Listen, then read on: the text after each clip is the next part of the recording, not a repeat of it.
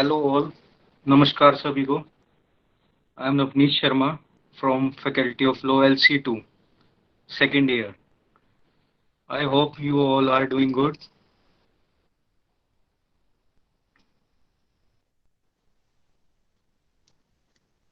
सभी जुड़ते जाए. आपकी क्लास स्टार्ट होने वाली है. मैं थोड़ा सा इन्हें आपको थोड़ा सा बता देता हूँ कि ये जो क्लास हमारी हो रही है एबीवीपी की. एबीवीपी मतलब हर साल आपको क्रैश कोर्स करवाता है. और आपने देखा भी होगा, कईयों को बताया, कई बच्चों को, और कईयों को जिनको नहीं पता, मैं उनके लिए बता रहा हूँ फिर भी. क्रैश कोर्स मतलब इसलिए कराया जाता है कि आपको मतलब एक फॉलोअप मिल जाए अच्छा. और 15 डेज के अंदर आपको एक अच्छा स्टार्टअप भी मिल जाता है जिससे आप क्लियर कर सकते हो. मैं आपको बता दूं कि प्रीवियस ईयर मैंने भी एवीपी क्रैश कोर्स ही किया था. और सिर्फ 15 डेज पढ़ा था मैं, उससे ज़्यादा कुछ नहीं पढ़ा था. और उस वक्त भी सिर्फ जो क्लास में पढ़ाया जाता था वही मैं पढ़ा था. और उसके बाद मैंने क्लियर करा उसको. और मेरे 244 मार्क्स आए थे उसमें, एबीवीपी क्रैश कोर्स से जो मैंने पढ़ा था. उसके अलावा मैंने कुछ भी नहीं पढ़ा था. तो आप भी ऐसा ना सोचे. अगर आप सोचो कि अगर टोटल ग्रुप में जो हमारे अभी इस वक्त एबीवीपी का बैच चल रहा है ऑनलाइन क्लासेस का, अगर आप सोचो तो आप सारे क्लियर कर सकते हो, क्योंकि हमारे पास अभी एबी ड्यू फैकल्टी में लोगों की सीट्स इतनी तो ज़्यादा है कि हम सारे भी क्लियर कर सकते हैं. अगर हम सारे अच्छे से पढ़ ले, कि जो फॉलोअप चल रहा है उसको हम ध्यान से पढ़ ले. तो ये सब बातें हैं, आप ध्यान रखो. अब जैसे हमारे पास सीट्स है ए बी उसमें लो फैकल्टी में, तो जितने टोटल बच्चे हैं ना, आप भी क्लियर कर सकते हो. एक माइंड में ना सोच होनी चाहिए पॉजिटिव. अगर आप उस वक्त पॉजिटिव हो ना तो आप सारे क्लियर कर जाओगे. तो ऐसा है, अब आप इसको अच्छे से पढ़ाई करो. कोई भी अगर आपको प्रॉब्लम आती है तो हमारी पूरी टीम है एबीवीपी की, आपको इसमें पूरा हेल्प करेगी. आप इसको देखो, ठीक है. और बाकी आपको कोई भी ऐसी चीज हो कि मतलब समझ नहीं आ रही, आपको ईमेल आईडी भी दी हुई है, उस पर आप कंफर्म कर सकते हैं डाउट्स, या हमारी टीम से किसी से भी आप कांटेक्ट कर सकते हैं. बाकी जितने बच्चे हैं सारे क्लियर कर लेंगे अगर आप पॉजिटिव रहो. एक मतलब मैं आपको एक्सपीरियंस शेयर करना चाहूंगा कि जब मैंने क्लासेस स्टार्ट करी थी तो मेरा पढ़ने का तरीका बहुत अलग था. मैं मतलब उस वक्त जहाँ पढ़ता था मैंने कोई इतना लिखा नहीं, या मतलब रटा नहीं. मेरा सोचना ये था कि मतलब जो क्लास में सिर्फ पढ़ाया जा रहा है ना, जैसे एक मूवी होती है ना, अगर हम मूवी को देख रहे हैं तो उसको अगर हम मूवी को सिर्फ सुनते जाए तो हमारे दिमाग में बैठ जाती है कि हाँ ऐसे ऐसे हुआ था, और हमारे को पूरी स्क्रिप्ट याद हो जाती है. तो मैंने ऐसे ही 15 डेज जो क्रैश कोर्स चला था उसमें मैंने सिर्फ मूवी की तरह ना इसको सारा समझा था. और ये अपने आप दिमाग में बैठती गई. मैंने रट्टा नहीं इसको कि मतलब रटता जाऊं, ये लिखता जाऊं, ये करता जाऊं. तो मेरा कॉन्सेप्ट ये था, अगर आपको भी ठीक लगे तो आप ये करते हो. आप इसको सिर्फ समझो, इसके ऊपर बहुत बड़ा वो नहीं बनाना कि भाई हम क्लियर नहीं कर पाएंगे या बहुत मुश्किल है. बहुत आसान है अगर आप चाहो तो. अगर आपकी सोच पॉजिटिव है, आपको पता है क्लियर करना है, तो इसमें कोई बहुत बड़ी बात नहीं होगी. आप इसको क्लियर कर सकते हो. मेरे जितने मार्क्स आए आप उससे ज्यादा ला सकते हो, क्योंकि मैं तो फिर भी बहुत कम पढ़ा हूँ, मेरे को पता है. और आप तो उस हिसाब से बहुत ज्यादा पढ़ रहे हो, और आपको तो इस वक्त टाइम भी बहुत ज्यादा मिल गया है. तो इसको आप टाइम को भी यूटिलाइज करो. और आप सारे, सबसे बड़ी बात है पॉजिटिव रहो. अब हमारे को पता है सब लॉकडाउन चल रहा है, सारे बैठे हुए हैं घर में, टेंशन्स भी है सबको, कुछ ना कुछ प्रॉब्लम भी है. बट ये है कि आप यूटिलाइज करो इस टाइम को. बहुत अच्छा टाइम मिला है और आपका सबका क्लियर हो जाएगा. इसको बहुत बड़ा मतलब एक होता है ना, हुआ बनाने की जरूरत नहीं है कि यार मेरा नहीं हो पाएगा. टोटल अगर ग्रुप में हमारे 500 बच्चे भी हैं एबीवीपी में, तो चाहे तो सारे क्लियर कर सकते हैं हम. तो आप पॉजिटिव सोच से रहो, सबसे बड़ी बात. और जो भी क्लास में पढ़ाया जा रहा है ना, मेरे हिसाब से तो वो इनफ है कि अगर आप उसको अच्छे से पढ़ लोगे ना तो आपका क्लियर हो जाएगा. मैंने सिर्फ वही पढ़ा था, मैं एक्स्ट्रा कुछ भी नहीं पढ़ा था. और आज मेरा क्लियर हो गया था. और ये सारा मतलब एबीवीपी को ही जाता है. मैं भी इसी संगठन से जुड़ा हूँ जब से. और मेरे को बहुत अच्छा लगा इसके साथ काम करके. तो अब जो भी मेरे को कार्य दिया जाता है इसमें एबीवीपी में, तो मैं उसका निर्वहन करने की कोशिश करता हूँ. और मतलब मैं कोशिश करता हूँ आगे भी और करता रहूंगा कि मतलब जो भी मेरे को दिया जाएगा मैं उसके लिए हमेशा तैयार रहूंगा. और आपको कोई भी हेल्प चाहिए हो किसी भी चीज की, तो उसके लिए भी हम सब पूरी टीम तैयार है. बाकी आप कुछ भी अगर पूछना चाहो या कुछ, तो आप पूछ सकते हो।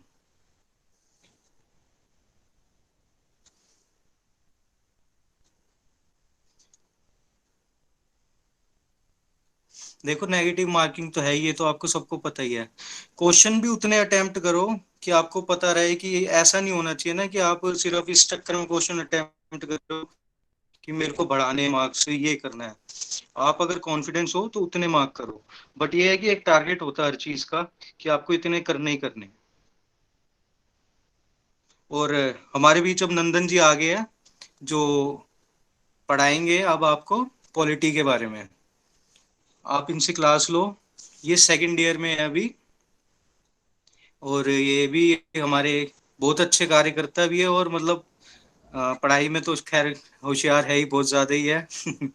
मेरे से तो बहुत ही ज्यादा है। और ये पढ़ाते भी अच्छा है। तो आप इनकी क्लास लो, और कोई भी प्रॉब्लम हो तो आप किसी से भी डिस्कस कर सकते हो। Thank you so much. नमस्कार जी। नमस्कार। नमस्कार आप सभी को। मैं नंदन राय लॉ फैकल्टी से हूँ। अभी इससे पहले आपकी कॉन्ट्रैक्ट की क्लासेज हो चुकी हैं। इससे पहले आपकी कॉन्ट्रैक्ट की क्लासेज हो चुकी हैं, टॉट की क्लास अभी शायद चल रही है, आईपीसी की क्लासेज हो चुकी हैं। उन सारे टीचर्स ने तो काफ़ी डीप में आपको बताया, लेकिन पॉलिटी में मुझे ऐसा कुछ नहीं लगता कि कुछ ज़्यादा डीप बताने की जरूरत है, क्योंकि पॉलिटी अप्रॉक्स सारे लोगों ने पढ़ा होगा पहले से। ओके। हाँ, लेकिन पॉलिटी में ये है कि पॉलिटी जो है वो सबसे ज़्यादा स्कोरिंग सब्जेक्ट है। अगर आपको पेपर को श्योर करना है कि हम पेपर कैसे भी करके इस बार क्रैक करना है, तो फिर आप पॉलिटी ही एक ऐसा सब्जेक्ट है जिसको ये करके आप पकड़ के आप अपना पेपर क्रैक करने का श्योर कर सकते हो। क्योंकि पॉलिटी से मेरे ख्याल से लास्ट ईयर भी 25 से 26 क्वेश्चन आए थे, और लास्ट ईयर मेरा जो रहा था, मेरा शायद पॉलिटी में 26 में से एक क्वेश्चन सिर्फ गलत हुआ था, बाकी 25 क्वेश्चन सही हुआ था। तो इसलिए मैं ट्राई करूंगा कि अपना बेस्ट दे पाऊँ आप सभी को। चलिए पॉलिटी स्टार्ट करते हैं अब हम। ओके। पॉलिटी में सबसे पहले हमें ये देखना होगा कि पहले तो मैं आपको सोर्सेज के बारे में बता देता हूँ कि अगर आपको खुद से पढ़ना होगा, क्योंकि ये तो एक क्रैश कोर्स है छोटा सा जो कुछ दिनों में खत्म हो जाएगा, तो पहले मैं आपको सोर्सेज के बारे में बता देता हूँ। पॉलिटी में सोर्सेज आप यूज कर सकते हैं जिनके पास ज्यादा टाइम हो और जो लोग डीप में जाना चाहते हो, क्योंकि कुछ लोग ऐसे होते हैं जिन्होंने पहले से पढ़ रखा होता है, लेकिन कुछ होते हैं जो फ्रेश कमर होता है भाई, जो ग्रेजुएट कर होके तुरंत आए होते हैं, तो मैं उनके लिए बता देता हूँ।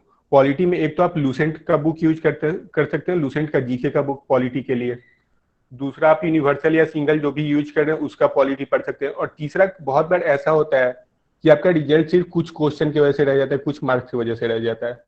तो आप जिनके पास टाइम हो वो एम लक्ष्मीकांत से सारे सब्जेक्ट नहीं, क्योंकि अभी तो आपका पेपर होगा 2-3 महीने, तो मैं ये नहीं बोलूंगा कि आप सारे सब्जेक्ट करो, सॉरी सारे चैप्टर करो, लेकिन एम लक्ष्मीकांत से कुछ सिलेक्टेड जो चैप्टर हैं, जैसे कि फंडामेंटल राइट, बुक का नाम आपको कमेंट बॉक्स में बता दिया जाएगा, एम लक्ष्मीकांत इंडियन पॉलिटी की बुक आती है, जैसे कि fundamental right, fundamental duties, president, vice president, parliament. इन सबों में कुछ छोटे छोटे ऐसे फैक्ट्स होते हैं जो कि मैं कितना भी पढ़ाऊंगा तो वो छूट जाएंगे, जो कि मैं अकेले कवर नहीं कर सकता, वो भी इतने कम टाइम में। तो जिनको भी ऐसा कुछ हो कि हाँ हमें ज्यादा से ज्यादा मार्क्स आए, तो पॉलिटी एक ऐसा सब्जेक्ट है कि सबसे कम टाइम में आप 25, एक क्वेश्चन 4 मार्क्स का होता है, तो आप आराम से 100 नंबर पॉलिटी से ही फिक्स कर सकते हो। तो आप एम लक्ष्मीकांत से इंपॉर्टेंट और सिलेक्टेड चैप्टर जो भी हैं वो आप पढ़ सकते हो, मैं उन चैप्टर्स का लिस्ट आपको भेज दूंगा। ओके। अब हम पॉलिटी शुरू करते हैं। सबसे पहले किसी भी चीज को जानने के बारे में हमें ये देखना होगा, सबसे पहले किसी भी चीज को जानने के बारे में ये देखना होगा कि वो बना कैसे है, कहाँ से उसकी शुरुआत हुई। तो चूंकि ये क्रैश कोर्स है तो मैं पहले बता दे रहा हूँ, हम पॉलिटी का जो है पहले से, जैसे 1919 का एक्ट है या फिर और भी जो साइमन कमीशन है, 1935 एक्ट है, ये सब हम डिस्कस नहीं करने जा रहे हैं, ये सब आपको खुद से पढ़ना पड़ेगा। हम शुरू करेंगे मेकिंग ऑफ कॉन्स्टिट्यूशन से। हम मेकिंग ऑफ कॉन्स्टिट्यूशन पढ़ाएंगे, जो इंपॉर्टेंट फीचर है वो बताएंगे, इंपॉर्टेंट कमिटीज है वो आपको बताएंगे, fundamental right, fundamental duties, president, vice president, ये सब बताएंगे जो जो इंपॉर्टेंट है। और बाकी जो भी हिस्टोरिकल है उससे एक दो क्वेश्चन आते हैं तो वो आपको खुद से कवर करना पड़ेगा। तो सबसे पहले अब हम आते हैं टॉपिक पे। आज का हमारा पहला टॉपिक है मेकिंग ऑफ इंडियन कॉन्स्टिट्यूशन। तो इंडियन कॉन्स्टिट्यूशन में किसी भी चीज को पढ़ने से पहले ये जानना होगा कि वो कैसे बना, कहाँ से बना। तो सबसे पहली बार एक हमारा जो कॉन्स्टिट्यूशन बना तो उसके लिए कॉन्स्टिट्यूएंट असेंबली बना था। तो सबसे पहली बार कंस्टिट्यूएंट असेंबली बनाने का आइडिया आखिर दिया किसने? सबसे पहली बार कंस्टिट्यूएंट असेंबली बनाने का आइडिया एम एन डॉयल ने दिया था 1934 में। उसके बाद फिर एक क्वेश्चन और ये आता है, ये काफी फेमस क्वेश्चन है कि first time idea to make a constituent assembly was given by whom. ये क्वेश्चन काफी सारे एग्जाम में आता है, तो ये काफी इंपॉर्टेंट क्वेश्चन है। तो इसका आंसर होगा by M N Doyle in 1934। And एक और इसमें क्वेश्चन आता है कि फर्स्ट टाइम ऑफिशियली ये आइडिया कब ये दिया गया था? तो फर्स्ट टाइम ऑफिशियली ये आइडिया 1935 में इंडियन नेशनल कांग्रेस ने दिया था। इंडियन नेशनल कांग्रेस ने अपनी डिमांड रखी थी कि हमें कंस्टिट्यूएंट असेंबली बनाना चाहिए। ओके, उसके बाद आते हैं कि ये कैसे कैसे बना। तो सबसे पहले इसके लिए कैबिनेट मिशन आया था। कैबिनेट मिशन के बारे में मैं आपको बता दूं, कैबिनेट मिशन जो था वो ब्रिटिश से आया था, जिसमें कि 3 लोग थे। इससे पहले भी बहुत सारे मिशन आए थे। अगस्त ऑफर आया था, उसके बाद फिर 1942 में क्रिप्स मिशन भी आया था, जिसको कि गांधी जी ने रिजेक्ट कर दिया था। लेकिन फाइनली एक कैबिनेट मिशन आया, जिसमें कि जैसा इंडियंस का डिमांड था कंस्टिट्यूएंट असेंबली को लेकर, जैसी कंट्री ये लोग चाहते थे, वैसा ही ये सारे डिमांड को फुलफिल कर रहा था। तो इसमें एक काफी फेमस क्वेश्चन आता है कि कैबिनेट मिशन के मेंबर कौन कौन से मेंबर थे कैबिनेट मिशन के? तो कैबिनेट मिशन में टोटल 3 मेंबर थे। एक sir Stafford Cripps, Pethick Lawrence और एवी अलेक्जेंडर। ये 3 मेंबर हैं। ये तीनों आपको याद रखने हैं क्योंकि ये काफी इंपॉर्टेंट है। Sir Stafford Cripps, Pethick Lawrence, A V Alexander. इसमें एक क्वेश्चन ये है कि आप सबों ने अगर पढ़ा भी होगा तो बहुत लोग को ये नहीं पता होता है कि cabinet mission was headed by whom. तो अगर बाई चांस ये क्वेश्चन आता है कि cabinet mission was headed by whom, तो इसका आंसर ये होगा sir Pethick Lawrence. Sir Pethick Lawrence जो थे वो उस समय सेक्रेटरी ऑफ स्टेट भी थे इंडिया के। तो कैबिनेट मिशन के हेड वही थे, सर पैथिक लॉरेंस। ओके, उसके बाद हम आते हैं कि कैबिनेट मिशन जब आया तो फिर जैसे जैसे कंस्टिट्यूएंट असेंबली बना तो उसमें टोटल मेंबर कितने थे? तो कंस्टिट्यूएंट असेंबली में टोटल 389 मेंबर थे। 389 मेंबर थे, जिसमें कि 292 के आसपास ब्रिटिश प्रोविंसेस थे, 93 प्रिंसली स्टेट थे और 4 कमिश्नरेट रीजन थे। ये भी जनरली सभी को पता होता है कि 292 ब्रिटिश प्रोविंसेस थे, 93 इंडियन प्रिंसली स्टेट थे और 4 कमिश्नरेट रीजन थे। लेकिन 4 कमिश्नरेट रीजन का नाम बहुत सारे बुक्स में नहीं दिया रहता है, इसलिए मैं आपको बता देता हूँ। पहला था दिल्ली, दूसरा ब्रिटिश बालूचिस्तान, तीसरा था अजमेर मसवास और चौथा था कुर्ग। मैं जो भी आपको नोट्स दूंगा उसमें ये सारे नाम प्रोवाइड रहेंगे ऑलरेडी, इसलिए अगर आप नोट करना चाहें तो कर ले, otherwise don't worry for it. Okay, तो ये 4 नाम है क्योंकि ये तो जनरली सभी को पता होता है कि कितने कितने लोग थे। 389 थे, जिसमें से कि 292 ब्रिटिश प्रोविंसेस के थे, 93 थे इंडियन प्रिंसली स्टेट्स के, 4 थे कमिश्नरेट रीजन्स के। उसके बाद फिर एक और क्वेश्चन ये आता है कि 389 जो थे, तो सबसे पहले हमारे कैबिनेट मिशन तो आया था 1946 में, मार्च 1946 में ब्रिटिश पार्लियामेंट ने इसे भेजा था। तो आजादी के बाद हमारा जो कॉन्स्टिट्यूशन बना वो तो 1950 में आके ये कंप्लीट हुआ। 26 जनवरी 1950 को हम रिपब्लिक डे सेलिब्रेट करते हैं। तो फिर ये आता है कि फिर जब हमारा कंट्री ये डिवाइड हो गया तो फिर कितने मेंबर बचे? तो फिर हमारे यहाँ 299 मेंबर बचे कंस्टिट्यूएंट असेंबली में। टोटल 389 मेंबर थे, जिसमें से कि आफ्टर पार्टीशन रिमेनिंग मेंबर रह गए 299। ओके, उसके बाद हम आते हैं कि कंस्टिट्यूएंट असेंबली का पहला मीटिंग कब हुआ था। तो कंस्टिट्यूएंट असेंबली का पहला मीटिंग हुआ था 9 दिसंबर 1946 को। ये कुछ इंपॉर्टेंट डेट्स हैं जो कि बहुत बार क्वेश्चन में आते हैं। उसके बाद जब पहली बार मीटिंग हुई होगी तो कोई ना कोई उसका हेड भी रहा होगा, क्योंकि जैसे पार्लियामेंट का बहुत सारे लोगों ने पढ़ा हुआ है, जैसे पार्लियामेंट में सबसे पहले जिस दिन पार्लियामेंट की पहली बैठक होती है इलेक्शन के बाद, तो एक प्रोटेम स्पीकर चुने जाते हैं। तो जो सीनियर मोस्ट मेंबर होते हैं उन्हें प्रोटेम स्पीकर बनाया जाता है, बाद में स्पीकर का सिलेक्शन होता है। तो वैसे ही ठीक उसी प्रकार जैसे 9 दिसंबर 1946 को जब मीटिंग हुआ तो डॉक्टर सचिदानंद सिन्हा सबसे सीनियर मेंबर थे हमारी कॉन्स्टिट्यूएंट असेंबली में, तो उन्हें टेम्पोररी बेसिस से मेंबर बनाया गया था। उसके बाद फिर इसकी दूसरी बैठक हुई 11 दिसंबर 1946 को। तो उस दूसरी बैठक में ये किया गया कि उस दूसरी बैठक में राजेंद्र प्रसाद को परमानेंट ये बनाया गया, परमानेंट प्रेसिडेंट बनाया गया। ठीक है, जो कि बाद में जाके फर्स्ट प्रेसिडेंट भी हुए थे भारत के। उसके बाद फिर इसमें टोटल 3 डेट इंपॉर्टेंट है, 9 दिसंबर, 11 दिसंबर, 13 दिसंबर। तीनों डेट में कॉमन ये है कि ये तीनों डेट दो दो दिन के डिफरेंस पे हैं।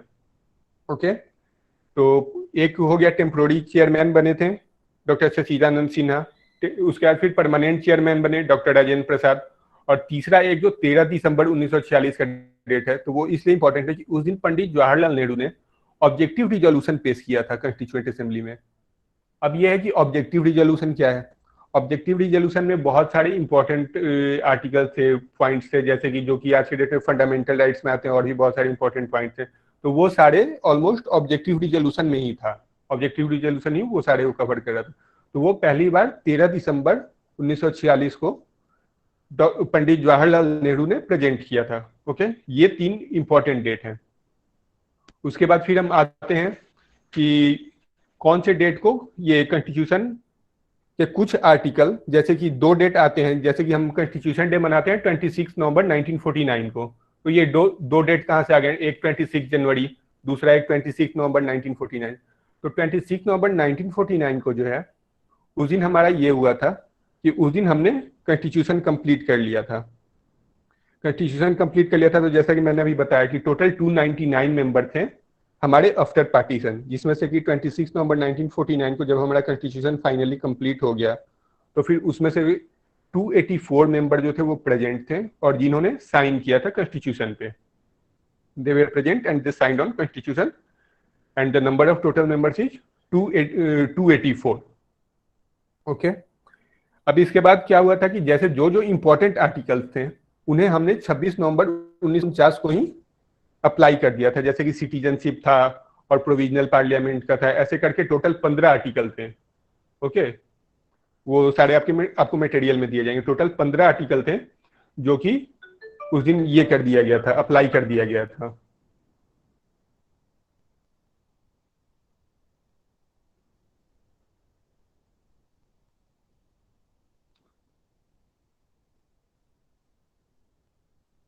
टोटल 15 आर्टिकल उस दिन अप्लाई कर दिए गए थे। उसके बाद फिर आता है कि जब भी कुछ बनता है तो इंपॉर्टेंट कमिटीज भी बनी होंगी, आप सभी को पता भी होगा कि इंपॉर्टेंट कमिटीज बनी थी। तो उसमें से कुछ इंपॉर्टेंट कमिटीज के नाम जो है वो एग्जाम में ज्यादातर पूछे जाते हैं। Am I audible? Navneet? Yes. Am I audible? Yes. Okay okay. तो सबसे पहले ये हुआ था कि 26 नवंबर तक मैंने बता दिया। उसके बाद फिर बात है कि जब हमारा कॉन्स्टिट्यूशन 26 नवंबर को कंप्लीट हो गया था, तो फिर हमने एक अलग से डेट क्यों चुना 26 जनवरी का। तो 26 जनवरी का डेट हमने इसलिए चुना कि कांग्रेस ने अपने एक 1929 के सेशन में मीटिंग के दौरान ये डिसाइड किया था कि हम 26 जनवरी 1930 को अपना इंडिपेंडेंस डे के रूप में मनाएंगे। आज से हमारा देश आजाद हो गया। उस समय कांग्रेस ने फर्स्ट टाइम एक ट्राई कलर का फ्लैग होस्ट किया था। तो चूंकि उस समय से ये लोग लगातार 26 जनवरी 1950 को एक इंपॉर्टेंट डेट मानते आ रहे थे, तो इस डेट की इंपॉर्टेंस को बनाए रखने के लिए इन्होंने ये डिसाइड किया कि ठीक है, हमारा कॉन्स्टिट्यूशन तो कंप्लीट हो गया, जो भी इंपॉर्टेंट आर्टिकल हैं जो अभी के लिए जरूरी हैं उन्हें अभी लगा दिया जाए, लेकिन बाकी के आर्टिकल हम इस डेट के इंपॉर्टेंस को बनाए रखने के लिए, जिसे कि हम अभी रिपब्लिक डे के रूप में मनाते हैं, तो इन्होंने ये डिसाइड किया कि इसे हम 26 जनवरी को फाइनली इन्फोर्स करेंगे। तो फाइनली हमारा कॉन्स्टिट्यूशन जो था वो इम्प्लीमेंट हुआ था 26 जनवरी 1950 को। ओके, और उसके बाद फिर एक क्वेश्चन, हाँ फिर ये खत्म हो गया। उसके बाद फिर आते हैं इंपॉर्टेंट कमिटीज पे। तो इसमें बहुत सारी इंपॉर्टेंट कमिटीज थी। हाँ, एक क्वेश्चन ये रह जाता है कि जैसे हर किसी का ये श्रेय दिया जाता है कि हाँ इस चीज के हेड ये थे, इस चीज में सबसे बेहतर काम इन्होंने किया, तो काम तो खैर सभी ने किया, लेकिन बहुत बार क्वेश्चन आता है कि कॉन्स्टिट्यूशन का फादर किसे कहा जाता है। तो ये अप्रॉक्स सबको पता होगा, डॉक्टर बी आर अम्बेडकर जो थे उन्हें इंडियन कॉन्स्टिट्यूशन का फादर कहा जाता है। अब आता है कि अगर उन्हें फादर कहा जाता है तो उनका रोल क्या था कॉन्स्टिट्यूएंट असेंबली में। तो डॉक्टर बी आर अम्बेडकर का मैं बता दूं, डॉक्टर बी आर अम्बेडकर का रोल था, वो ड्राफ्टिंग कमेटी के चेयरमैन थे। उन्हें ड्राफ्टिंग कमेटी का चेयरमैन 1947 में बनाया गया था। तो उनके अलावा और भी 6 लोग थे, उन 6 के नाम भी काफी इंपॉर्टेंट है जो कि आपके नोट्स में दिए जाएंगे। तो उन 6 का नाम भी कभी कभी पूछता है, जिसमें से कि 2 लोगों की डेथ हो गई थी तो 2 लोग बाद में रिप्लेस भी हुए थे। ओके, अब हम आते हैं इंपॉर्टेंट कमिटीज पे। इंपॉर्टेंट कमिटी है, ड्राफ्टिंग कमेटी है, फ्लैग कमेटी है, फिर यूनियन पावर्स कमेटी है, यूनियन कॉन्स्टिट्यूशन कमेटी है। सबसे पहले ड्राफ्टिंग कमेटी पे आते हैं। ड्राफ्टिंग कमेटी के हमारे चेयरमैन थे डॉक्टर बी आर अम्बेडकर। उसके बाद आते हैं फ्लैग कमेटी, क्योंकि ये जो कमिटी तो और भी सारी हैं, वो नोट्स में दिए जाएंगे, लेकिन मैं जो इंपॉर्टेंट है वो बस आपको एक एक बार बताते जा रहा हूँ। तो ड्राफ्टिंग कमेटी के हेड थे doctor B R Ambedkar, flag committee के हेड थे J B Kripalani, union powers committee के हेड थे Pandit Jawaharlal Nehru, union constitution committee के हेड थे पंडित जवाहरलाल नेहरू। उसके बाद आती है प्रोविंशियल कमेटी। प्रोविंशियल कमेटी के हेड थे सरदार पटेल। उसके बाद committee on fundamental rights minorities and scheduled tribes, इसके हेड थे सरदार पटेल। एक और सातवां कमेटी आता है committee on the functions of the constituent assembly, सबसे लास्ट में, और ये सातवां है कि किसी भी चीज की फंक्शनिंग को देखने के लिए भी तो एक कमेटी बनी होगी, तो वैसे ही कमेटी बनी थी, committee on functions of the constituent assembly. तो इसके जो हेड थे वो जीवी मावलंकर थे। इसमें इंपॉर्टेंट ये है जीवी मावलंकर में कि ये जो थे ये हमारे पार्लियामेंट के फर्स्ट स्पीकर भी रहे थे। तो ये क्वेश्चन आता है कि हुआ the first speaker of Lok Sabha या पार्लियामेंट करके ये क्वेश्चन आता है। तो ये जीवी मावलंकर थे, और यही जो थे वो कॉन्स्टिट्यूएंट असेंबली में भी, functions of the constituent assembly के ये चेयरमैन भी रहे थे। अब हम बात करेंगे कि हमारे कॉन्स्टिट्यूशन की क्या क्या खास फीचर्स हैं। तो सबसे पहला फीचर तो आप सभी को पता होगा कि एक हमारे कॉन्स्टिट्यूशन सबसे लंबा और सबसे बड़ा है।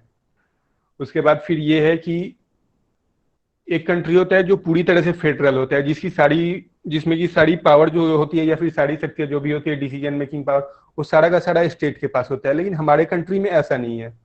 तो इसीलिए हमारे कंट्री में क्या है कि पावर का जो डिस्ट्रीब्यूशन है वो सेंटर और स्टेट के बीच में डिस्ट्रीब्यूट किया गया है।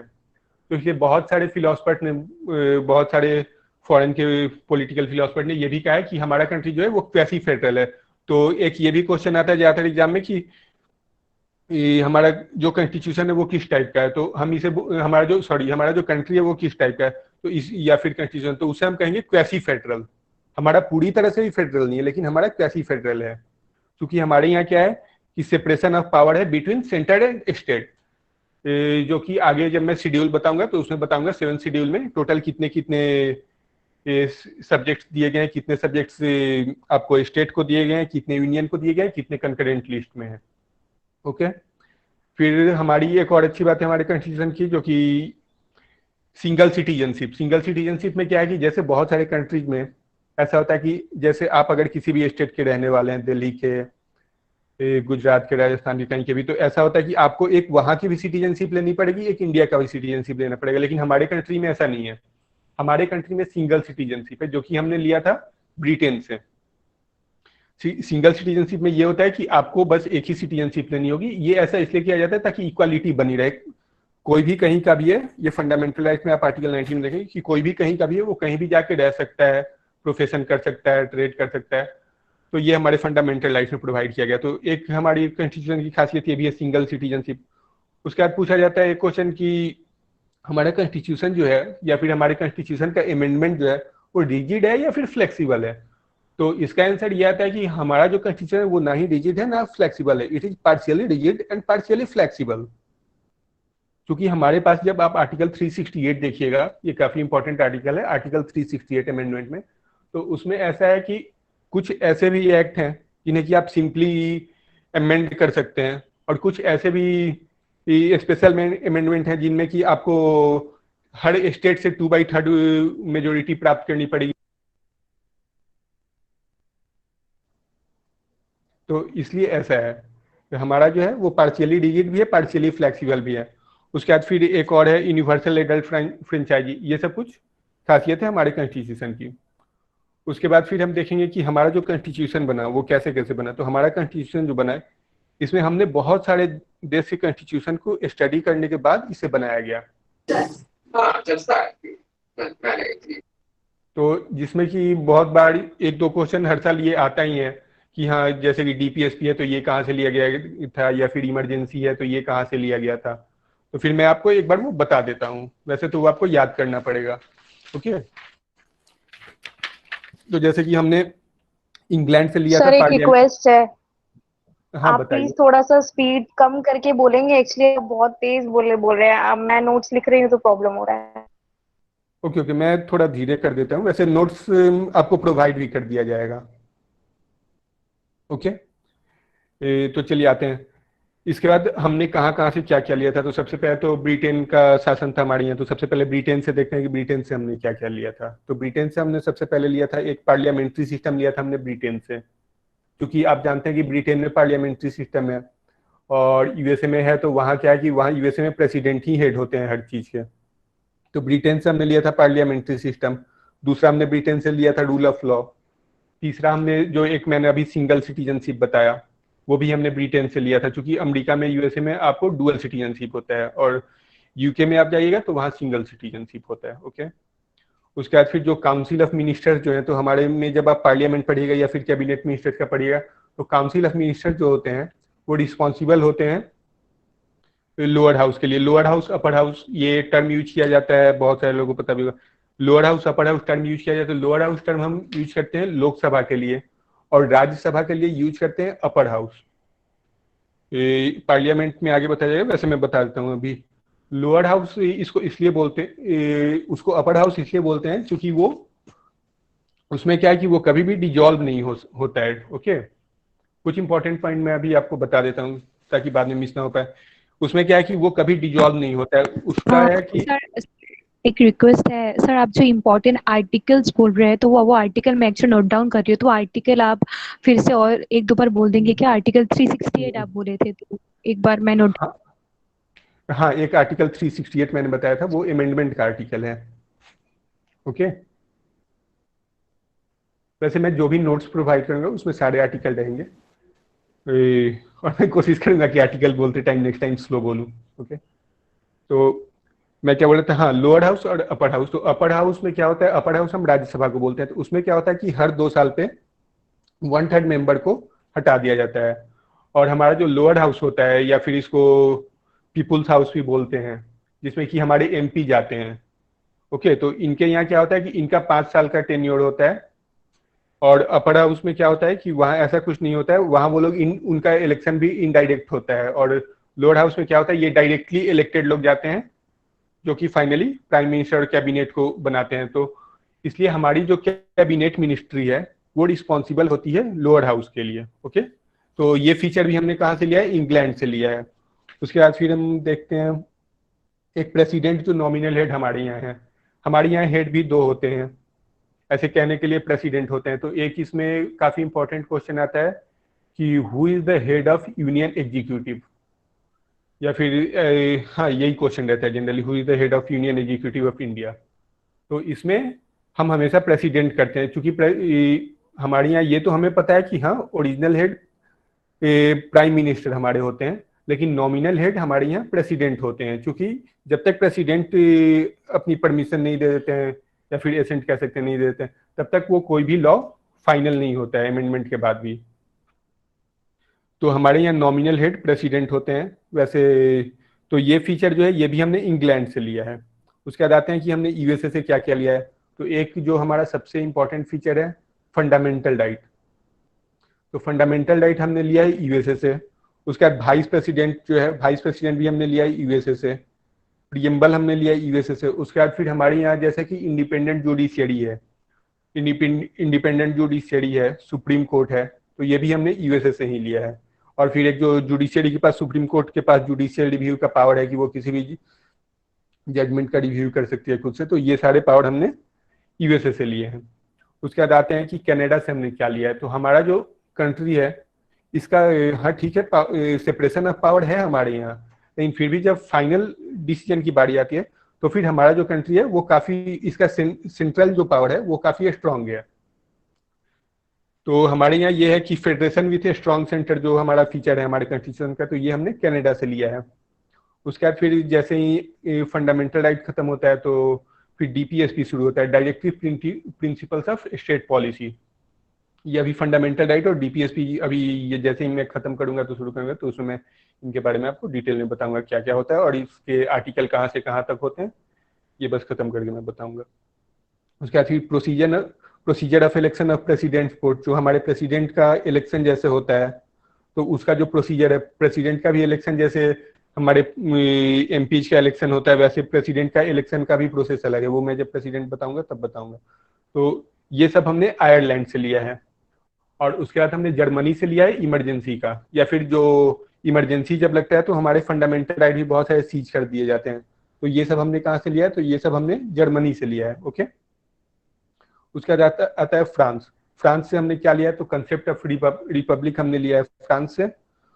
और एक इंपॉर्टेंट टर्म है इसमें साउथ अफ्रीका। साउथ अफ्रीका से हमने लिया है procedure of the amendment in the constitution. सबसे इंपॉर्टेंट जो है कि हम अपने कॉन्स्टिट्यूशन में कब कब कैसे बदलाव करेंगे अमेंडमेंट का, तो जो कि अभी मैंने आपको बताया आर्टिकल 368, तो ये हमने लिया है साउथ अफ्रीका से। ओके, अब हम आते हैं फंडामेंटल राइट्स पे। सबसे पहले मैं आपको एक बार शुरू से आर्टिकल के बारे में बता देता हूँ। फंडामेंटल राइट्स के आर्टिकल्स होते हैं आर्टिकल 12 to 35। उसके बाद आता है आपको डीपीएसपी। डीपीएसपी का आर्टिकल होता है आर्टिकल 36 to 51। मैं एक बार फिर से बता रहा हूँ, फंडामेंटल राइट्स के आर्टिकल होते हैं आर्टिकल 12 to 35, जिसमें कि आपको इंपॉर्टेंट आर्टिकल है जो कि एग्जाम में जनरली पूछा जाता है। आपको आर्टिकल 14 से लेके 32 तक पूछा जाता है। ओके, फंडामेंटल राइट्स का आर्टिकल है आर्टिकल 12 to 35 और डीपीएसपी का है आर्टिकल 36 to 41। ये क्वेश्चन ज्यादातर एग्जाम में पूछा जाता है कि व्हाट आर कि डीपीएसपी का आर्टिकल कहाँ से कहाँ तक है। ओके, उसके बाद आर्टिकल 12 जो है उसमें आर्टिकल 12 और 13 में फंडामेंटल राइट्स को डिफाइन किया गया और उसका कैसे कैसे क्या प्रोसीजर है उसको बताया गया है, जो हमारे लिए उतना इंपॉर्टेंट नहीं है। उसके बाद हमारे टोटल फंडामेंटल राइट कितने हैं, ये क्वेश्चन ये तो वैसे काफी बेसिक क्वेश्चन है।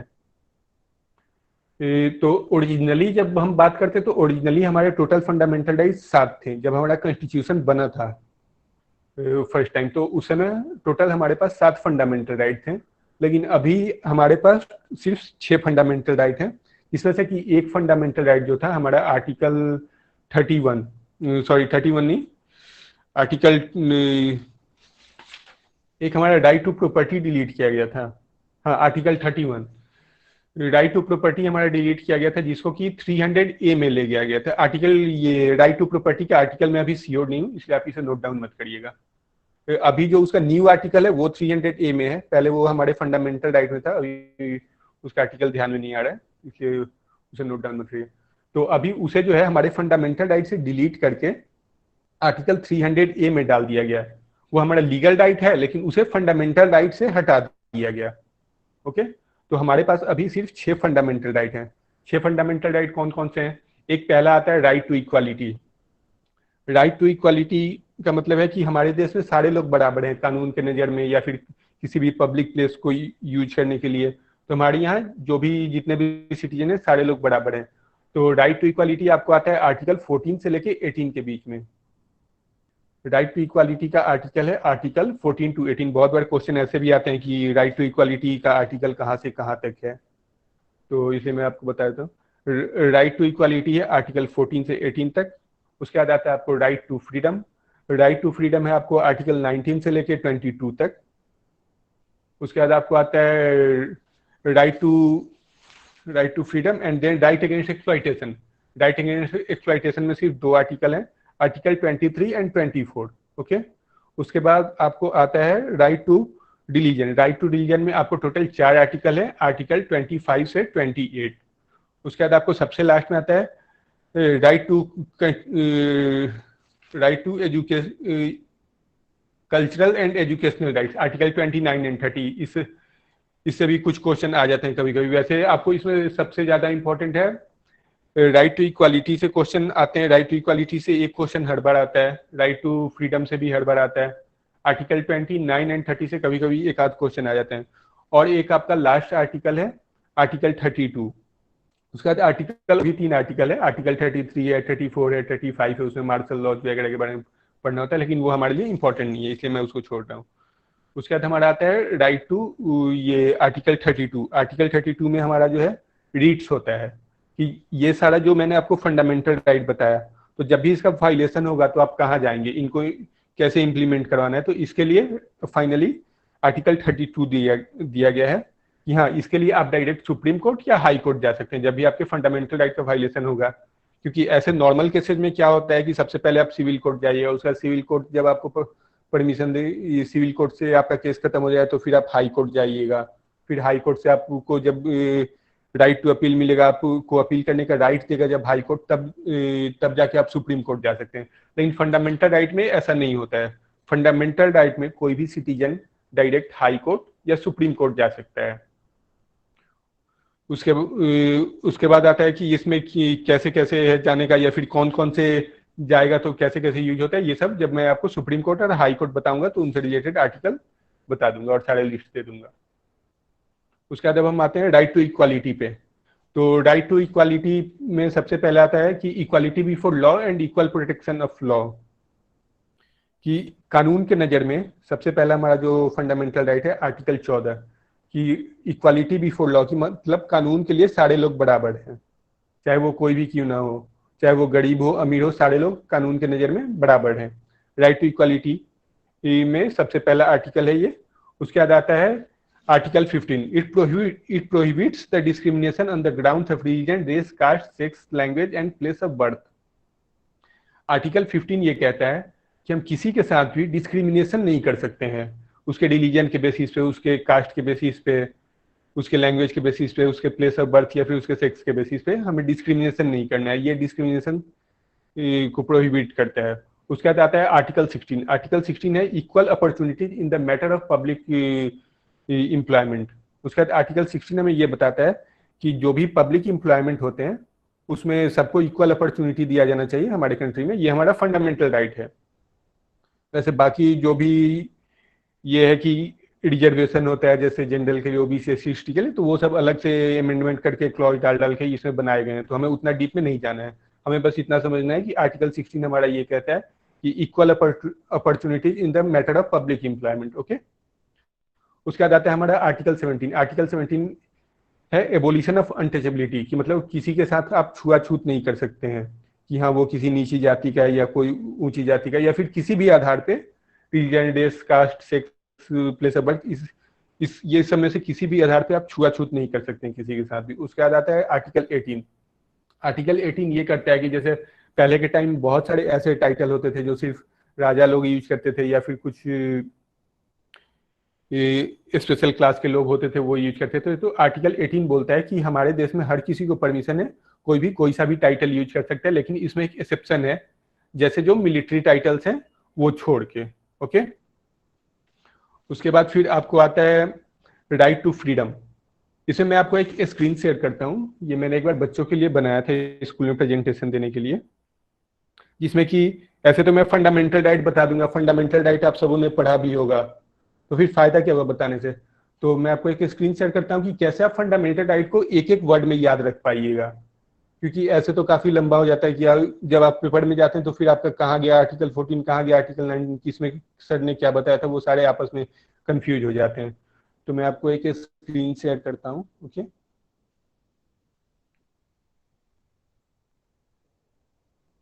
इसे मैंने वन वर्ड में बताया था कि कैसे कैसे फंडामेंटल राइट को आप वन वर्ड में याद कर सकते हैं।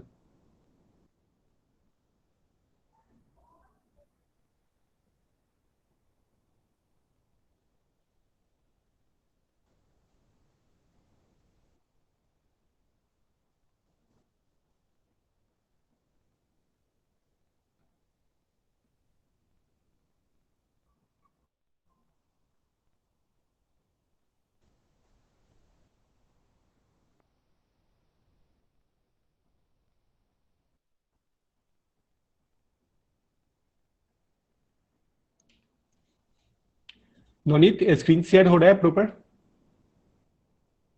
हो रहा है शेयर। ओके। देखिए इसमें जैसे कि मैंने बनाया था राइट टू इक्वालिटी जो है, तो देखिए राइट टू इक्वालिटी का मैं आपको दिखाता हूँ। राइट टू इक्वालिटी में मैंने क्या किया था कि जो मैंने अभी आपको आर्टिकल्स बताए, सबसे पहला है सबसे ऊपर में इक्वालिटी बिफोर लॉ, उसके बाद है डिस्क्रिमिनेशन। ये है कि आप वन वर्ड में कैसे इसको याद रख सकते हैं, क्योंकि ऐसे काफी लंबा हो जाता है, ऐसे जाके काफी कंफ्यूजन हो जाता है कि कौन सा आर्टिकल कहाँ गया। तो देखिए इसमें क्या है, सबसे पहला है इक्वालिटी बिफोर लॉ, उसके बाद दूसरा है डिस्क्रिमिनेशन आर्टिकल 15, उसके बाद तीसरा जो राइट टू इक्वालिटी में एम्प्लॉयमेंट जो मैंने अभी बताया कि equal opportunities in the matter of employment, उसके बाद फिर चौथा है अनटचेबिलिटी, उसके बाद सबसे लास्ट वाला है टाइटल। तो ऐसे करके आप एक एक वर्ड में इसको याद कर सकते हैं कि हाँ आर्टिकल 14 क्या था, तो आर्टिकल 14 में ये था इक्वालिटी बिफोर लॉ था, आर्टिकल 15 क्या था? तो आर्टिकल 15 में ये था कि डिस्क्रिमिनेशन था। ये पीपीटी मैंने बच्चों के लिए बनाया था, ये भी मैं आपको फॉरवर्ड कर दूंगा। ओके। आर्टिकल 16 को एक वर्ड में कैसे याद रखना है? तो आर्टिकल 16 को बस ऐसे करके याद रख सकते हैं कि हाँ, आर्टिकल 16 में इंप्लॉयमेंट के बारे में बताया गया था कि हाँ, इक्वल अपॉर्चुनिटी सबको दिया जाएगा। आर्टिकल 17 के लिए एक वर्ड क्या है? तो आर्टिकल 17 के लिए इसमें एक वर्ड है बस, अनटचेबिलिटी। ठीक वैसे ही आर्टिकल 17 के लिए एक वर्ड है अनटचेबिलिटी। आर्टिकल 18 के लिए वन वर्ड है टाइटल्स। ओके। उसके बाद फिर हम आते हैं राइट टू फ्रीडम पे। राइट टू फ्रीडम में हमारे आर्टिकल 19 से लेकर 22 तक है। ओके। जिसमें कि सबसे पहला आर्टिकल है protection of certain rights regarding freedom of speech etc. Article 19 भी जनरली आप सभी ने पढ़ा होगा, एक लाइन में पूरे बुक में दिया हुआ रहता है। वैसे इसको ओपन करके क्वेश्चन नहीं आता है, लेकिन ये काफी इंपॉर्टेंट आर्टिकल है, इसलिए मैं बताता हूँ। आर्टिकल 19 में टोटल 6 पार्ट होते हैं, 19A, 19B, 19C, 19D, 19E, 19F करके। सबसे पहला जैसे कि आप जनरली बुक में पढ़िएगा तो वो जनरली लिख दिया रहता है right to speech and expression, right to assemble, right to associate, ऐसे करके होता है। तो मैं आपको बताता हूँ कि आर्टिकल 19 अगर आपको याद रखना होगा तो आप कैसे याद रख पाइएगा। सबसे पहले 19A में देखिए क्या होता है। 19A में freedom of speech and expression है। उसके बाद 19B में सबसे पहले आप कहीं भी अपना बोलने का अधिकार मांगते हैं कि हाँ, हमें बोलने दो, हमें बोलने की आजादी दी जाए। तो ठीक वैसे ही आप इसको सेट कर सकते हैं, मैं इसका पीडीएफ भी भेज दूंगा आपको। आर्टिकल 19A में सबसे पहले आता है freedom of speech and expression. Then आता है असेंबली, जब हमें बोलने का अधिकार मिलेगा सबसे पहले हम स्पीच देंगे। उसके बाद असेंबल होंगे, सबसे पहले हम और लोगों को बुलाते हैं अपने बात को मजबूत रखने के लिए। तो ऐसे करके आप एक वे में अपने माइंड में एक पिक्चर बना सकते हैं कि सबसे पहले हमने फ्रीडम ऑफ स्पीच हमें मिला, उसके बाद फिर हम बोलते हैं कि हमें फ्रीडम ऑफ असेंबली के लिए, हमें असेंबल होने के लिए भी राइट चाहिए। ओके। उसके बाद फिर हम बोलते हैं कि अब तो हम असेंबल हो गए, अब हम क्या करेंगे? तो अब हम अपना एसोसिएशन बनाएंगे या फिर एक ऑर्गेनाइजेशन बनाएंगे, उसको रजिस्टर करवाएंगे कोई भी काम करने के लिए। तो 19C में आपको आता है, मैं एक बार फिर से बता रहा हूँ, 19A freedom of speech and expression, 19B freedom of assemble. हमने फ्रीडम ऑफ स्पीच ले लिया, फ्रीडम ऑफ असेंबल ले लिया। उसके बाद 19C में हम लेते हैं राइट टू फॉर्म एसोसिएशन या ऑर्गेनाइजेशन। उसके बाद हम आते हैं 19D पे। 19D हमारा है फ्रीडम ऑफ मूवमेंट, कि उसके बाद जब हमने एसोसिएशन या ऑर्गेनाइजेशन बना लिया तो हमें इस पूरे देश में, जब ये देश हमारा है फंडामेंटल राइट है, तो हमारा फंडामेंटल राइट कहता है कि हमें पूरी आज़ादी है राइट टू मूवमेंट की, हम कहीं भी जा सकते हैं, कुछ भी कर सकते हैं। उसके बाद फिर आता है आपको आर्टिकल 19E। जब ये सब कुछ हो गया तो फिर आता है कि जब आपने सब कुछ कर लिया तो फिर आप कहीं ना कहीं रेसिडेंस तो अपना करेंगे ना, कहीं ना कहीं आप घर तो बनाएंगे रहने के लिए। तो 19E में हमारा आता है कि freedom of residence and settlement, की मतलब जो भी भारत के नागरिक हैं, तो ऐसा नहीं है कि आप जिस एक पार्टिकुलर स्टेट के हैं, दिल्ली के, मुंबई के, आप कहीं के भी, तो आप महाराष्ट्र के, तो आप सिर्फ उसी स्टेट में जाके रह सकते हैं। तो हमारे 19E में दिया गया है freedom of residence and settlement, आप इंडिया के किसी भी स्टेट में जा सकते हैं, रह सकते हैं, सेटल हो सकते हैं।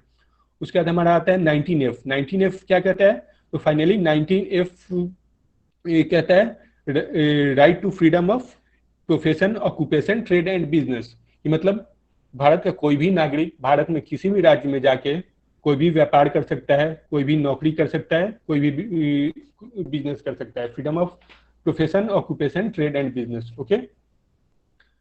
अब हम आते हैं आर्टिकल 20 पे।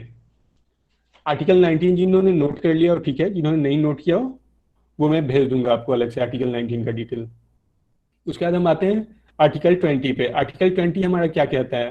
Protection in respect of conviction for offences, कि जैसे कि डबल जियोपार्ड, इसमें 2-3 टर्म है जो कि इंपॉर्टेंट टर्म है। सबसे पहले तो मैं इसका मतलब बता दूं, protection in respect of conviction for offences, की मतलब अगर किसी चीज के लिए हमें कन्विक्ट किया जाता है तो फिर हम कैसे अपना बचाव करेंगे। तो इसमें एक टर्म है डबल जियोपार्डी। डबल जियोपार्डी ये लीगल टर्म है, आगे आपको पढ़ना भी होगा। डबल जियोपार्डी का मतलब होता है कि आपको जैसे किसी भी चीज के लिए एक बार चोरी के लिए या किसी भी चीज के लिए मान के चलिए आपको एक बार 1 साल की सजा हो गई, तो हमारा कानून ये कहता है कि आपको ऐसा नहीं हो सकता है कि सेम केस में आपको दूसरी बार भी सजा दे दी जाए। तो आर्टिकल 20 हमारा बोलता है, बताता है डबल जियोपार्डी के बारे में, कि आपको सेम केस में दूसरी बार कन्विक्ट नहीं किया जा सकता है, कन्विक्ट। उसके बाद इसमें एक और है सेल्फ इंक्रिमिनेशन, एक टर्म आता है आर्टिकल 20 में। उतना डिटेल में क्वेश्चन पूछता नहीं है, लेकिन मैं बता देता हूँ कि अगर बाई चांस पूछ दे तो, क्योंकि एक डबल जियोपार्डी से तो जनरली पूछता है। फिर आर्टिकल 20 में ही है कि आपको खुद के खिलाफ गवाही देने के लिए मजबूर नहीं किया जा सकता है, कि मीन्स आपको कंपेल नहीं किया जा सकता है खुद के अगेंस्ट विटनेस बनने के लिए। ठीक है, उसके बाद हमारा आता है आर्टिकल 21। आर्टिकल 21 है protection of life and personal liberty. Article 21 हमारा ये कहता है कि हर किसी को अपने लाइफ के प्रोटेक्शन का और फिर लिबर्टी का ये राइट है। ओके, आर्टिकल 21 में लिबर्टी का राइट है, या फिर आप इसको ये कह सकते हैं राइट टू लिव। आर्टिकल 21 में एक और अमेंडमेंट किया गया था जो कि 2014 में ऐड हुआ था, कि जो हमारे एनिमल्स हैं उन्हें भी राइट है राइट टू लिव का। ये 2014 में इसको ऐड किया गया था, अमेंडमेंट मैं बता दूंगा बाद में, अभी मुझे ध्यान नहीं आ रहा। ओके, उसके बाद फिर आते हैं आर्टिकल 21 के बाद आता है आर्टिकल 21A। आर्टिकल 21 है हमारा राइट टू एजुकेशन। ओके, तो आर्टिकल 21A जो है ये फिर एक काफी इंपॉर्टेंट आर्टिकल हो जाता है, क्योंकि इसमें ये मैं आप देख पा रहे होंगे, नोनीत स्क्रीन दिख रहा है क्लियर? दिख रहा है, दिख रहा है। ओके, उसके बाद आर्टिकल 21A जो है हमारा राइट टू एजुकेशन, इसमें 86th अमेंडमेंट हुआ था। 86th अमेंडमेंट 2002 के अकॉर्डिंग इसमें यह किया गया था कि 6 से 14 साल के तक के जो भी बच्चे हैं उन्हें पढ़ने का राइट दिया जाए, ऐसे करके। तो इसमें मैंने चारों बना रखा है। सबसे पहले तो आर्टिकल 21A जो है वो हमारा राइट टू एजुकेशन है। उसके बाद एक आता है आर्टिकल 41, ये डीपीएसपी का राइट है। जब मैं डीपीएसपी बताऊंगा तो वो बता दूंगा। उसके बाद फिर एक और इसमें आर्टिकल आता है article 45, education and care below 6 years. ये तो हो गया कि 6 से 14 साल के बच्चों के लिए जो हमारा 86th अमेंडमेंट हुआ था उसमें 2 आर्टिकल जुड़े थे। एक तो आर्टिकल 21A आया था और दूसरा एक आर्टिकल 51A आया था, जिसमें कि 6 से 14 साल के बच्चों की बात की गई थी उनके पढ़ाई के लिए। यहाँ 6 से 14 साल तक के जो बच्चे हैं उन्हें पढ़ने की सुविधा दी जाएगी। ठीक है, उसके बाद फिर आता है कि आर्टिकल 45 जो है ये हमारे डीपीएसपी है। ये फंडामेंटल राइट नहीं है, आर्टिकल 45 है, लेकिन ये बच्चों से रिलेटेड है, तो इसलिए मैंने चारों आर्टिकल को एक में कर दिया है।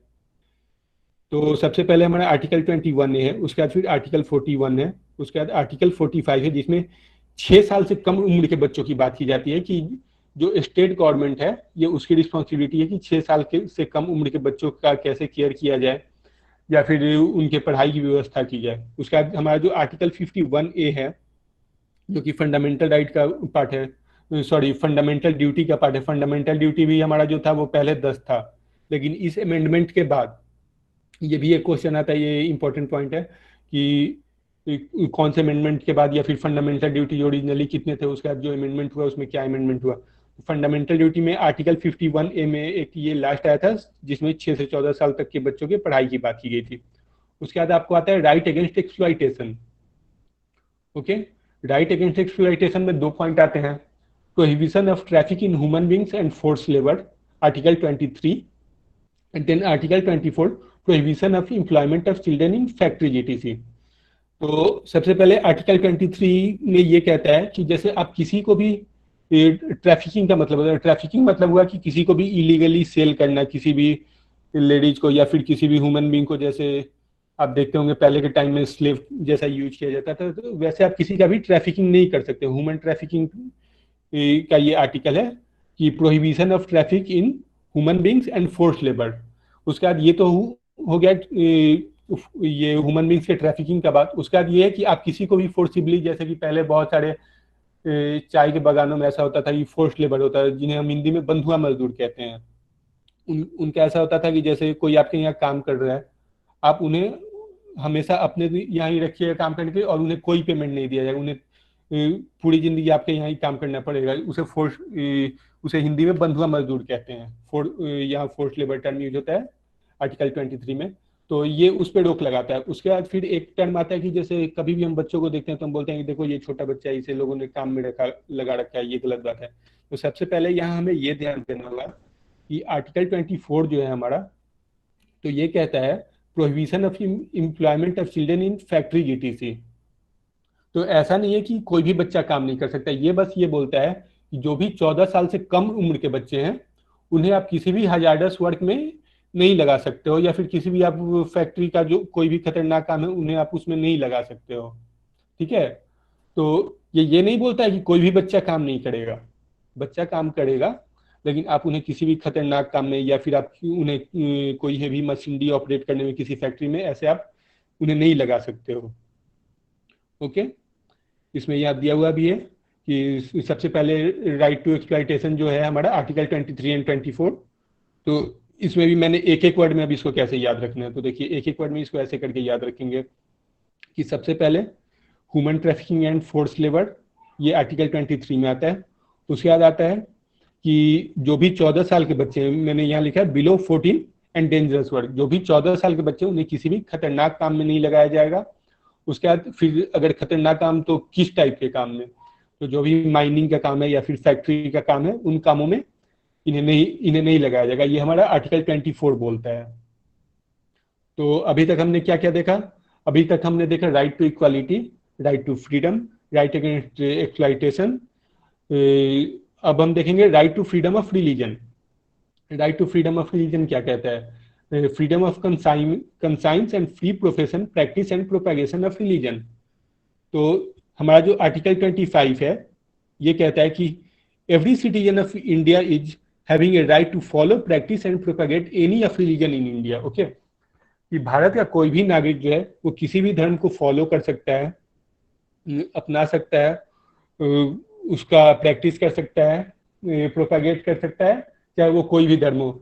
हमारा जो भारत का संविधान है वो ये नहीं बोलता है कि हाँ आप किसी एक धर्म को ही ये कर सकते हैं, जैसे कि आप देखिए कि हिंदू भी मस्जिद में जाते हैं, मुसलमान भी मंदिर में आते हैं, तो ये कहता है कि every citizen of India is having a right to follow, practice and propagate any of the religion in India. वो उसे फॉलो भी कर सकता है, उसका प्रचार भी कर सकता है, वो उसे ऑर्गेनाइज भी कर सकता है। इसमें संविधान कहीं से नहीं रोकता है कि आप इस धर्म के हैं तो आप सिर्फ और सिर्फ इसी धर्म को मानिएगा। ओके, उसके बाद फिर आता है आर्टिकल 26। आर्टिकल 26 हमारा ये कहता है freedom to manage religious affair, कि हमारे जो संविधान में दिया गया है it gives a right for a freedom, it gives a right और a freedom to manage religious affair, कि आप चाहे किसी भी धर्म के हो, आपको रिलीजियस अफेयर मतलब कि कोई भी प्रोग्राम जैसे दुर्गा पूजा होता है, दिवाली होता है, ईद होता है, तो आपको मैनेज करने की पूरी आजादी है, आप उसे मना सकते हैं, मैनेज कर सकते हैं बड़े पैमाने पे। तो ये आर्टिकल 26 कहता है कि आपको पूरी आजादी है रिलीजियस अफेयर्स को मैनेज करने की या फिर सेलिब्रेट करने की। ओके, उसके बाद हमारा आता है आर्टिकल 27। आर्टिकल 27 ये कहता है freedom as to payment of taxes for promotion of any particular religion, कि आपको किसी भी धर्म के प्रचार प्रसार के लिए आपको किसी तरह का टैक्स नहीं देना पड़ेगा। जैसे कि बहुत सारे लोग क्या करते हैं कि ट्रस्ट बना के ये कर देते हैं ताकि हमारा टैक्स ना लगे, टैक्स बच जाए। तो हमारे यहाँ क्या है कि जो भी रिलीजियस इंस्टीट्यूशन है या फिर मंदिर मस्जिद गुरुद्वारे जो भी हैं, तो उन्हें टैक्स नहीं देना पड़ता है। लेकिन जब आप आर्टिकल 27 के डीप में जाइएगा तो उन्हें टैक्स नहीं देना पड़ता है, लेकिन अगर स्टेट चाहे तो एक पार्टिकुलर फी उन पे लगा सकती है। हाँ, उन पे टैक्स नहीं लगाया जा सकता, लेकिन फी बोल के एक पार्टिकुलर फी उन पे लगाया जा सकता है कि हाँ आपने ये किया तो इसको मैनेज करने में स्टेट का ये खर्च आ रहा है, तो ये पार्टिकुलर फी आपको प्रोवाइड करना पड़ेगा। ओके, जैसे कि फॉर एग्जांपल आप ये देख सकते हैं कि अगर आपका एक ट्रस्ट है तो ठीक है आपको टैक्सेस नहीं पे करने हैं जैसे अदर ऑर्गेनाइजेशन को पे करने होते हैं, लेकिन अगर आपके ट्रस्ट की कोई गाड़ी है तो जैसे आप गाड़ी खरीदते हैं प्रॉपर टैक्स भरना पड़ता है, प्रॉपर एक उसका फी फिक्स है कि इस गाड़ी का इतना फी होता है, तो वो आपको जमा करना ही पड़ेगा। ओके, तो टैक्सेज में ये है कि हाँ टैक्सेज में छूट है आपको, लेकिन आपको एक फी अगर स्टेट चाहे तो इम्पोज कर सकती है कि हाँ आपको इतना फी देना होगा। ओके, उसके बाद आता है आर्टिकल 28। आर्टिकल 21(8) ये कहता है freedom as to attendance at religious instruction और religious worship in certain educational institution. Article 28 हमें ये बताता है कि जैसे कि आप जो भी प्राइवेट इंस्टीट्यूशन है वहां तो हम कोई भी रिलीजियस ये प्रोग्राम कर सकते हैं, या फिर जैसे जनरली हमारे इंस्टीट्यूशन में ये होता है कि सरस्वती पूजा होता है तो उसी पे बात करते हैं। तो आर्टिकल 28 हमें ये बोलता है कि आप ये कर सकते हैं, ऑर्गेनाइज कर सकते हैं, लेकिन जो भी ऐसे इंस्टीट्यूशन है जो कि पूरी तरह से सेंट्रल गवर्नमेंट के हैं या फिर स्टेट गवर्नमेंट के हैं, तो उन रिलीजन्स में उन जो भी इंस्टीट्यूशन, स्कूल है, कॉलेज है, यूनिवर्सिटी है, जो भी है, तो वहां पे ये है कि प्रोहिबिशन है, आप ऐसा कुछ नहीं कर सकते, या फिर वो इंस्टीट्यूशन ऐसा कुछ इंस्ट्रक्शन नहीं दे सकता है कि हाँ आप जैसे फैकल्टी ऑफ लॉ में है तो सबको सरस्वती पूजा अटेंड करना ही पड़ेगा, ऐसा नहीं कर सकता। ये हमारा आर्टिकल 28 कहता है। ओके, अब आते हैं कि अब फ्रीडम ऑफ रिलीजन तो मैंने बता दिया, तो अब इसे याद कैसे रखेंगे? तो इसे एक वर्ड में ऐसे ही याद रखेंगे, आपको दिख रहा होगा स्क्रीन में। सबसे पहला है फॉलो। मैंने एक एक वर्ड इसलिए रखा है कि देखिए यहाँ क्या है, freedom of conscience and free profession, practice and propagation of religion. तो इसको एक वर्ड में हम ऐसे याद रख सकते हैं कि हम किसी भी धर्म को फॉलो कर सकते हैं। इतने से हम आराम से क्वेश्चन भी टिक कर लेंगे अगर एग्जाम में आता है तो। उसके बाद आर्टिकल 26 है, आर्टिकल 26 है freedom to manage religious affair. तो हम इसको ऐसे एक लाइन में याद कर सकते हैं कि हाँ, सबसे पहला हमारा जो right to freedom of religion है उसमें आर्टिकल 25 है follow, article 26 manage, article 27 prohibits taxes, कि टैक्सेस पे रोक लगाता है। उसके बाद है article 28 freedom to attend educational institution and worship. तो ऐसे करके हम एक एक वर्ड में याद कर सकते हैं इसको, ठीक है। एक बार हम इसको शुरू से देख लेते हैं। एक बार आते हैं हम राइट टू इक्वालिटी पे। राइट टू इक्वालिटी में हमने क्या क्या पढ़ा? राइट टू इक्वालिटी में हमने देखा इक्वालिटी बिफोर लॉ, जो कि आर्टिकल 14 है। उसके बाद आर्टिकल 15 डिस्क्रिमिनेशन, कि हम किसी से भी किसी भी आधार पर डिस्क्रिमिनेशन नहीं कर सकते हैं, चाहे वो किसी भी रिलीजन, रेस, कास्ट या फिर किसी भी उसका प्लेस ऑफ बर्थ कुछ भी हो, वो किसी भी स्टेट का हो, हम उससे इस आधार पर डिस्क्रिमिनेट नहीं कर सकते हैं। उसके बाद आर्टिकल 16 को एक वर्ड में कैसे याद रखेंगे? तो आर्टिकल 16 को एक वर्ड में हम याद रखेंगे एम्प्लॉयमेंट। आर्टिकल 17 को एक वर्ड में याद रखेंगे अनटचेबिलिटी। आर्टिकल 18 को एक वर्ड में याद रखेंगे टाइटल्स। ओके, उसके बाद हम आते हैं राइट टू फ्रीडम पे। तो राइट टू फ्रीडम में ये मैंने आपको बताया, इसमें सबसे इंपॉर्टेंट है ये आपका आर्टिकल 19।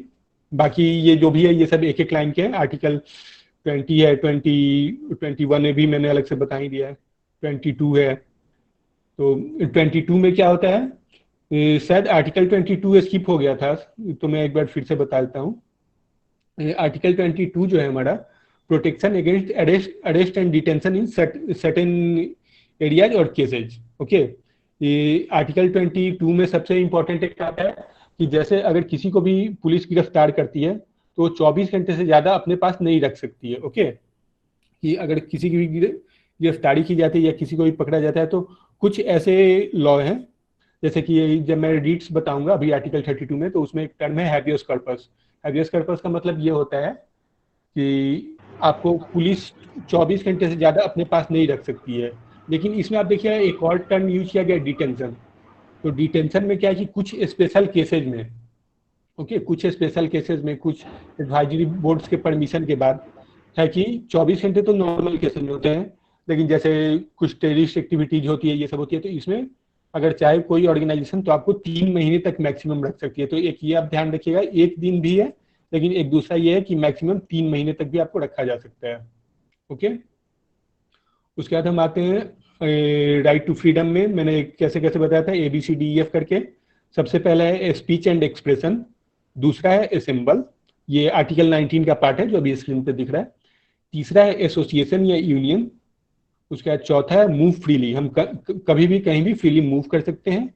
पांचवा है रेसिडेंस, छठा है ऑक्यूपेशन। ओके, उसके बाद हम आते हैं राइट टू एजुकेशन में। राइट टू एजुकेशन ये मैंने यहाँ इसलिए ऐसे कर दिया कि राइट टू एजुकेशन का एक बार पता चल जाएगी राइट टू एजुकेशन से रिलेटेड कौन कौन से हमारे इंपॉर्टेंट आर्टिकल हैं फंडामेंटल राइट में या DPSC में। तो आर्टिकल 21 जो है ये तो फंडामेंटल राइट में आ जाता है, लेकिन DPSC शुरू होता है आपको आर्टिकल 36 से 51 तक। तो आर्टिकल 41, 45 ये सब DPSP में आता है। ओके, तो article 21A, article 41, article 45, article 51A, ये 4 इंपॉर्टेंट आर्टिकल हैं राइट टू एजुकेशन के। उसके बाद हम आते हैं राइट अगेंस्ट एक्सप्लॉइटेशन पे। राइट अगेंस्ट एक्सप्लॉइटेशन में भी ये 4 इंपॉर्टेंट टर्म है। दो जो यहाँ से हम शुरू करते हैं ह्यूमन ट्रैफिकिंग से, तो दो जो है human trafficking and forced labour, ये आर्टिकल 23 के हैं। Okay, article 23 prohibition of traffic in human beings and forced labour. उसके बाद फिर आता है आर्टिकल 24। आर्टिकल 24 ये बताता है कि हम बच्चे काम कर सकते हैं, लेकिन 14 साल से कम उम्र के जो बच्चे हैं उन्हें किसी भी डेंजरस वर्क में नहीं लगाया जा सकता है। या फिर माइन फैक्ट्री ईटीसी में। तो यहाँ ये एक एक वर्ड में है पूरा article 23 and 24। Human trafficking, forced labour, ये हो गया आर्टिकल 23। बिलो 14 ईयर के जो बच्चे हैं वो काम नहीं कर सकते हैं, किसी कोई भी खतरनाक काम, तो ये हो गया below 14 dangerous work and mine factory etc. Article 23 and 24 clear हो गया हमारा। अभी मैंने right to freedom of religion बताया, एक बार लास्ट टाइम इसको भी देख लेते हैं। Right to freedom of religion, right to freedom of religion में इसको एक एक वर्ड में कैसे याद रखेंगे, पूरा मैंने प्रॉपर तो बता दिया कि हाँ कैसे कैसे क्या है, कि कैसे आप फॉलो कर सकते हैं, कैसे मैनेज कर सकते हैं, लेकिन हमें एग्जामिनेशन पॉइंट ऑफ व्यू से याद करना है, हमें कोई जाके थ्योरी तो लिखना नहीं है वहाँ। तो हमें ये देखना है कि हमें कैसे याद रह पाएगा एग्जाम तक। तो इसमें सिर्फ जो इम्पोर्टेंट वर्ड तो यही है ना कि आर्टिकल 25 हमें ये बोलता है कि हम कोई भी धर्म फॉलो कर सकते हैं, हो गया। आर्टिकल 26 हमें ये सिखाता है कि हम कोई भी किसी भी धर्म का मैनेजमेंट कर सकते हैं या फिर उसका रिलीजियस अफेयर ऑर्गेनाइज कर सकते हैं, मैनेज कर सकते हैं। उसके बाद आर्टिकल 27 हमें ये सिखाता है कि प्रोहिबिट्स टैक्स, कि मतलब वो टैक्स फ्री होगा, उस पर कोई टैक्स नहीं लगेगा किसी भी मंदिर पे, मस्जिद पे, या फिर कोई भी जो ट्रस्ट है, ऑर्गेनाइजेशन है, जो भी रिलीजियस ऑर्गेनाइजेशन है, उस पर कोई टैक्स नहीं लगेगा। उसके बाद फिर सबसे लास्ट जो है आर्टिकल 28। आर्टिकल 21 हमें ये सिखाता है freedom to attend educational institution worship. तो इसमें क्या है, ये आज़ादी है, लेकिन जो भी आपको सेंट्रल या स्टेट गवर्नमेंट से रिलेटेड है उसमें कुछ रेस्ट्रिक्शंस हैं। ओके, ये हमारा हो गया आर्टिकल 28। उसके बाद हम आते हैं आर्टिकल 29 एंड 30 पे। ये हमारा पांचवा ये है cultural and educational rights. Cultural and educational rights में क्या क्या है, article 29 protection of interest of minorities.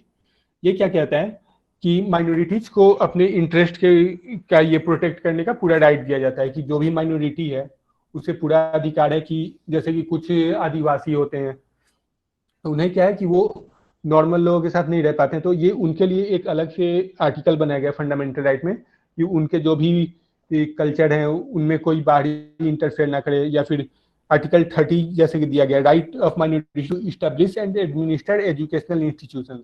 तो ये उनके लिए दिया गया है कि वो चाहें तो अगर अपना कोई भी स्कूल कॉलेज ये बना सकते हैं।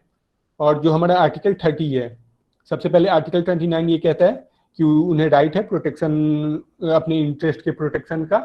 ओके, उसके बाद आर्टिकल 30 एक और पॉइंट देता है कि हाँ अगर आप चाहें तो इस्टेब्लिश कर सकते हैं कोई भी एजुकेशनल इंस्टीट्यूशन अपने लिए, जिसमें कि वो जिस तरह से चाहेंगे अपने कल्चर से रिलेटेड पढ़ाई, या फिर अगर वो चाहें कि हाँ अपने लैंग्वेज से रिलेटेड पढ़ाई, तो वो करवा सकते हैं। ये हमारा आर्टिकल 30 कहता है। ओके, उसके बाद ये जो कुछ आर्टिकल है 31A, 31B, 31C, तो ये हमारे लिए इंपॉर्टेंट नहीं है। उसके बाद हम आते हैं, उसके बाद मैंने जैसा कि बताया था कि आर्टिकल हमारे फंडामेंटल राइट्स के आर्टिकल हैं 12 to 35 तक।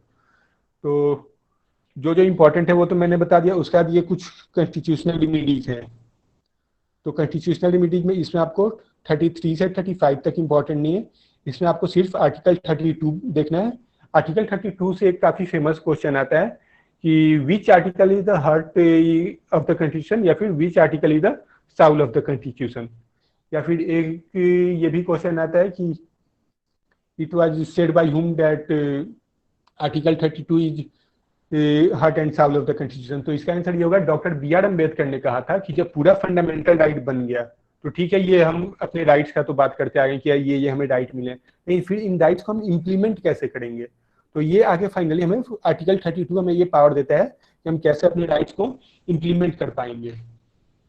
ओके, तो ये हमें ये बताता है कि हम अपने राइट्स को इम्प्लीमेंट करने के लिए एक्चुअली क्या है, इसमें 2 आर्टिकल हैं। ये तो आर्टिकल 226 है, ये हाई कोर्ट का है। जब मैं हाई कोर्ट बताऊंगा तो उसमें बताऊंगा आर्टिकल 226 को एक्सप्लेन करूंगा, लेकिन अभी आर्टिकल 32 फंडामेंटल राइट्स में है इसलिए एक्सप्लेन कर दे रहा हूँ। इसमें टोटल 5 टर्म आता है आर्टिकल 32 में। आर्टिकल 32 में 5 टर्म है, habeas corpus, mandamus, prohibition, certiorari, quo warranto. Habeas corpus मैंने भी थोड़ी देर पहले एक लाइन बताते टाइम बताया भी था कि हैबियस कॉर्पस का मतलब होता है कि 24 घंटे से ज्यादा पुलिस आपको नहीं रख सकती है। अगर वो रखेगी तो आप उसके लिए आगे अपील कर सकते हैं, कोर्ट उनसे पूछेगा कि आपने किस बेसिस पे इनको 24 घंटे से ज्यादा रखा। तो आर्टिकल हैबियस कॉर्पस को अगर आपको याद करना है तो आप ऐसे ही याद कर सकते हैं 24 आवर। उसके बाद आता है मैंडेमस। तो मैंडेमस का ये होता है कि डिस्ट्रैक्टेड फ्रॉम पब्लिक ड्यूटी। जब भी कोई एडमिनिस्ट्रेशन अगर अपने पब्लिक ड्यूटी से डिस्ट्रैक्ट हो जाता है तो उस पर ये अप्लाई होता है मैंडेमस। तो मैंडेमस को आप लोकल लैंग्वेज में आप याद कैसे कर सकते हैं? डिस्ट्रैक्टेड फ्रॉम पब्लिक ड्यूटी तो हो गया, लेकिन मैंडेमस को याद करने के लिए आप ये टर्म यूज कर सकते हैं कि हाँ, मैंडेमस का मतलब हुआ कि आपको मानना ही पड़ेगा। ओके, मैंडेमस को आप ऐसे रिलेट कर सकते हैं कि हाँ, ये रूल है, ये आपको मानना ही पड़ेगा। प्रोहिबिशन का तो इसमें कुछ बताने का नहीं। प्रोहिबिशन का मतलब होता है कि किसी भी चीज पे लिमिट लगाना। मैं अभी तो टाइम ओवर हो रहा है, मैं इसको कल एक बार अच्छे से एक्सप्लेन करूंगा पांचों को। उसके बाद आता है set you daddy. Set you daddy क्या होता है कि ये कोई भी हायर कोर्ट लोअर कोर्ट को इंस्ट्रक्शन दे सकता है पेंडिंग केसेज के बारे में। ठीक है, कि ये केस या तो आप सॉल्व करिए जल्दी से जल्दी या फिर आप हमारे पास भेजिए। उसके बाद आता है क्वियो वेडेंटो। क्वियो वेडेंटो का होता है कि बाय व्हाट अथॉरिटी और बाय व्हाट राइट, कि आपने ये जो डिसीजन लिया, ये काम किया, आपने कैसे किया, कि आपको तो इसकी अथॉरिटी है ही नहीं। क्वियो वेडेंटो को अगर हमें याद रखना हो तो हम ऐसे करके याद रख सकते हैं कि क्वियो वेडेंटो आपने कैसे किया। ओके, इसमें हायर अथॉरिटी क्वेश्चन करता है कि ये आपको राइट नहीं है तो आपने कैसे किया ये। ओके, बाकी अब हम कल डीपीएसपी कंटिन्यू करेंगे।